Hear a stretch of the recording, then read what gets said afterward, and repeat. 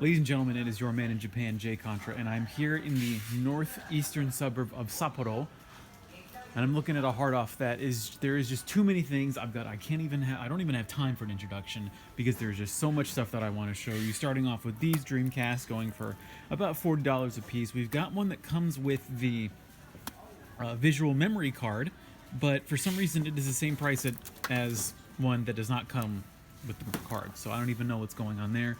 We've got a lot of loose, fat PS2s. We even have a couple in the box going for about $60. That's not bad. It's not great. We even have an original PS1 in the box. I would love to buy it, but I only have so much space in my bag. We've also got a couple of silver Gamecubes going for $40 here. Gamecube, still hasn't taken off yet in Japan, especially in box consoles. Like 43 is kind of the average price that I've seen. We've got a Famicom Complete. It's in okay condition and it's going for about $50. That's pretty good. And then we also have right underneath it, we have a Super Famicom, and I guess $80 for a complete Super Famicom is the going price in Hokkaido these days, which is a bit baffling to me because that's more expensive even than down in Kyushu, where I live. We got a mini Super Famicom Junior. I think it might even been called the Mini here. This is a good price, going for about $100.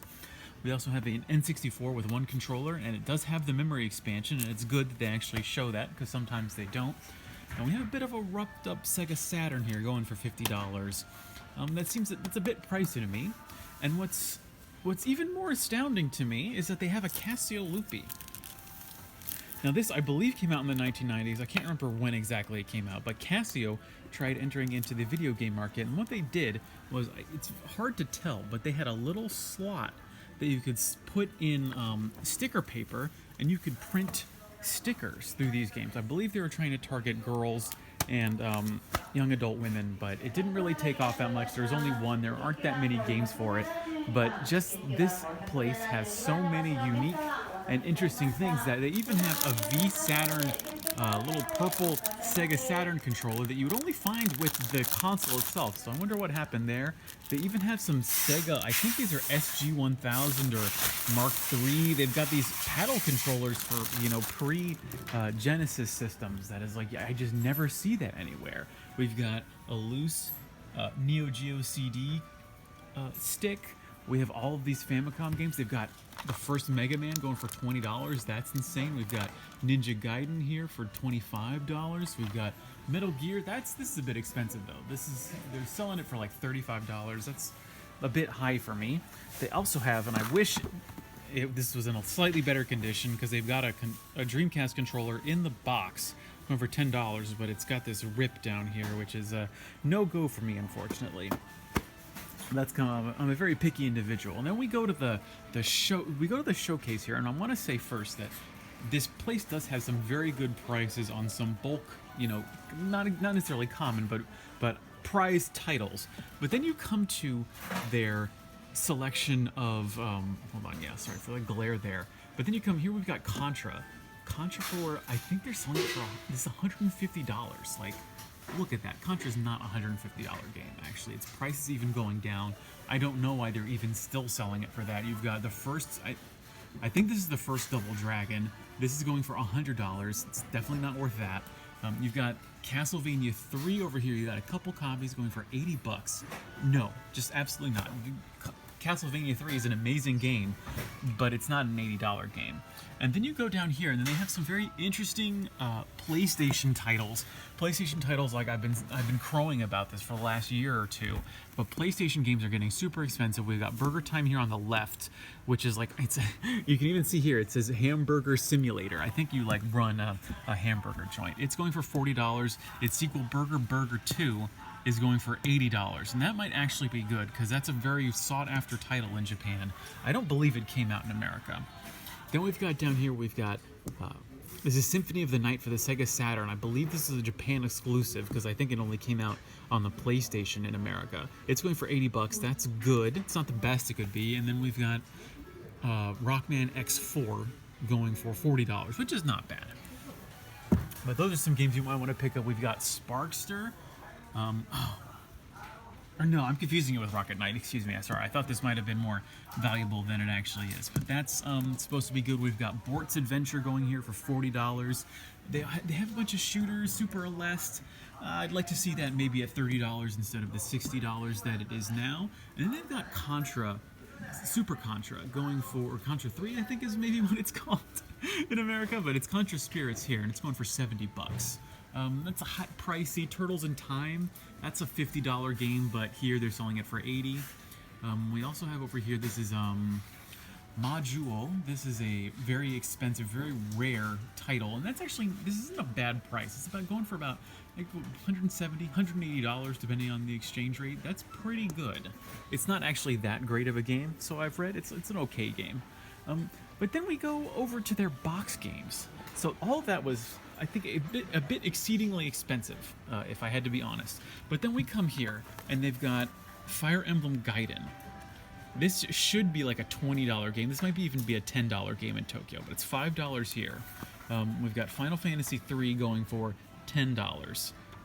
That's a fair price. We've got Super Mario Brothers 3. This is going for $15. And then we come to Zelda. We have the complete box copy in fair condition going for $30. This is insane. This would normally be like a $50, $60 game in Tokyo.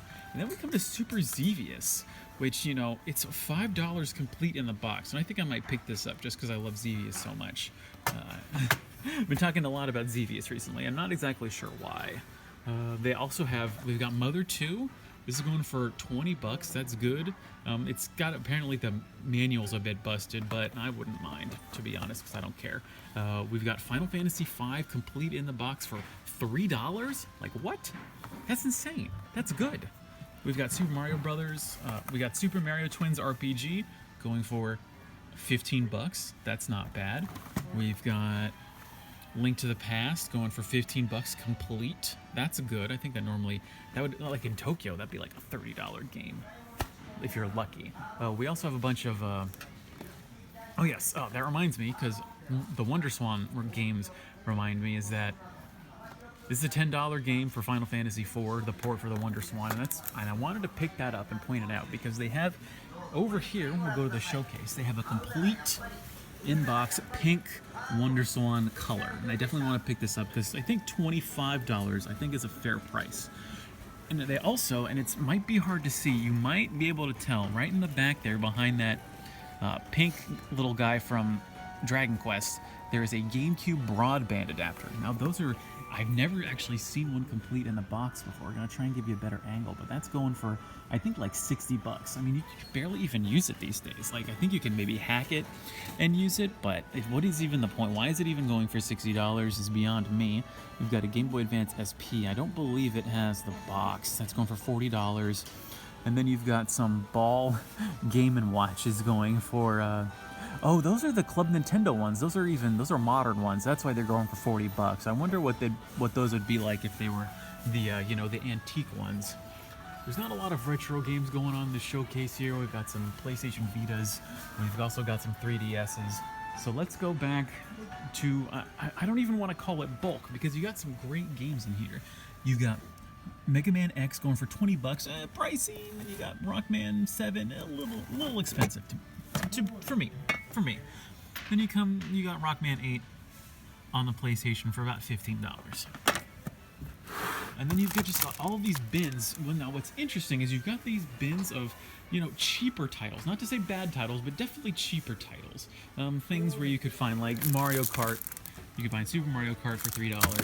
You can find Donkey Kong for $3. You can also find, what else might they have? Street Fighter 2 Turbo for $3. There's a lot of good games in here. And Breath of Fire, well, I don't think Breath of Fire 2 is a good game, but it's still $3, and you might want to pick it up.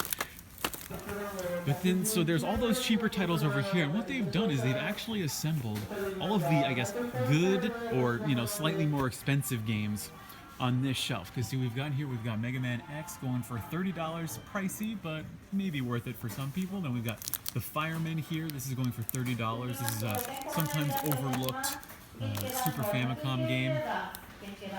We've got Rushing Beat Ron here going for $20. Well, $25. We got interesting. We've got a in good condition, I'd say fair condition cart of Earthbound going for $20, which is, I believe, hold on, let's double check. You might remember this better than I do. Yep, it's the same price as the one that's complete in box. We've also got Poppin' Twinbee for $10. I might pick that up. I don't think I have that one yet.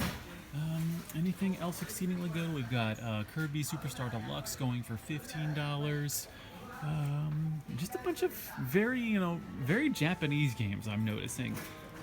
And then just to bring us back to the showcase, you've got all these American-produced games that are going for a bit more maybe than they would in America, just because the print runs here were lower, just because the games maybe weren't really that sought after. Let's jump to the junk section, since, man, that was a bit of a rapid-fire round, so I might actually be able to show off this store more than I had anticipated. We go into the junk here, and this is paradise. Although the prices have jumped up, because normally you would see a junk disc system in the box. I mean, those used to go for like $10 or $20, but ever since the Famicom boom of the early 2010s, as I like to call it, this one is going for $80. Oh wait, hold on. Actually, no, this is completely working. They actually repaired it. That's actually pretty rare. I guess, sometimes you see stores that just don't give a crap. They just throw stuff on the junk shelf and just let you deal with it. But it looks like someone here actually gives a crap about the video games, and that's why you are able to find a game that this disc system does not work, and that's why it's $10. But then you come over here, and someone actually in this store replaced the disc system. Yeah, they did it themselves, and boom, it's working. It's a complete system. Does it have the adapter? It's got the memory adapter, but I don't see a power adapter. That's a bit concerning, but those are, not super hard to find. We also have a Blue Dragon Edition Xbox 360. I don't believe it had anything to do with the system itself, but it comes with a special, it says here, let's see, the 360 could play games. It does not have a controller, but it comes with the Blue Dragon software and the premium figure. We've also got a Japanese version of Rob, which is in the Famicom colors of white and red. That's going for $80. It's not really been played with. Well, it was apparently working sort of, but aside from that, they didn't really play it with the games. I guess they didn't have time. We've also got some silver GameCubes. Silver GameCubes all over the place. And then we've got some really gross looking Super Famicoms and Famicoms, along with just a random assortment of PS3s that have wonky hard drives or no hard drives at all. And then this is very interesting. This is the Famicom Modem, or what is it called? The Famicom Computer Network System.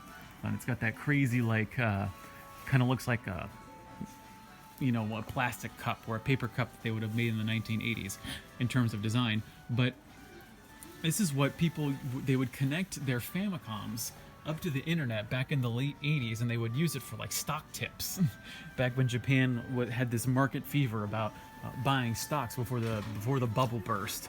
But you could pick that up for $40, which is not bad. The condition seems fair, but it's not really usable these days, but it's something that you might want to just have for collector's sake. They've got all kinds. This is where the true bulk goes. They got some, it's all mostly sports games. I'm gonna hazard a guess and say that most of this is sports games. Yep, I don't even Super Kaba.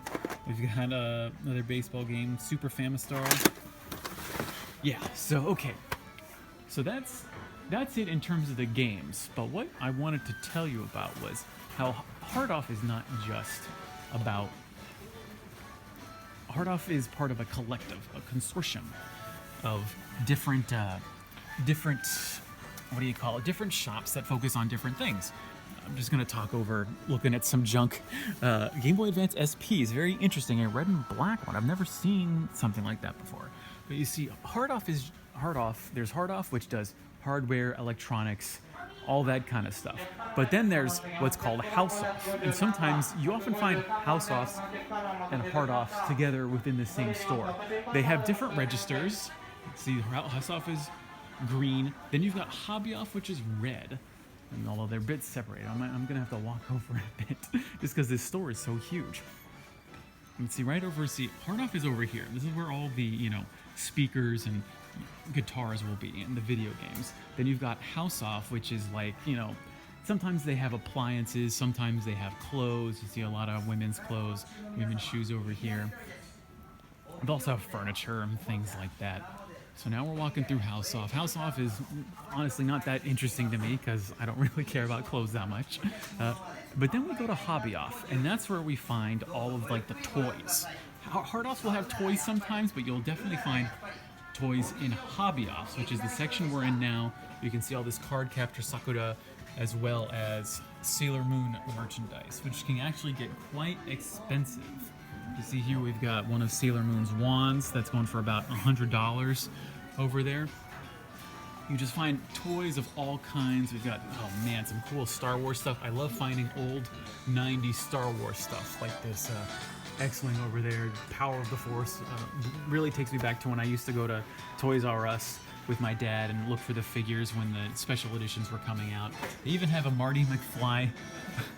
I think it was got to be a 12-foot, maybe like a 12-inch action figure / doll that's going for like $300 almost. That's really cool. Wish I could afford that. Then we got like, you know, One Piece. Then we got all your traditional Japanese manga type characters. They even have over in the House Off, if you want to buy some Louis Vuitton, that's definitely something you can pick up. But what I like to do in Hobby Offs now is I like to look at the trading cards. Because what you'll find is you'll find a lot of Duel Masters, you'll find Yu-Gi-Oh cards. Lots of Yu-Gi-Oh cards. All the Yu-Gi-Oh cards for days. And every once in a while, oops, my hand. Every once in a while you will find, where did it go? Hold on, let me look. I'm looking for Magic the Gathering cards, which you find every once in a while.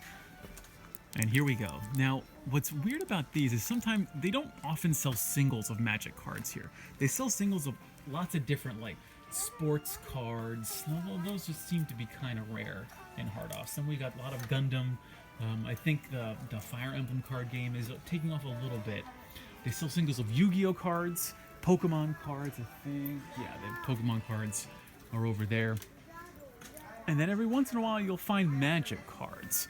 And now what's here is they've got this, like, they've got, you know, a foil common on the front, but then it's on the back and it's like, I don't even know. I'm going to pick up one of these just because I want to see what they've got inside. I'm assuming it's just going to be this is it's 270 yen. So it's like, what, $2.50 for a random pack of stuff. You know, I'll buy one, see what happens.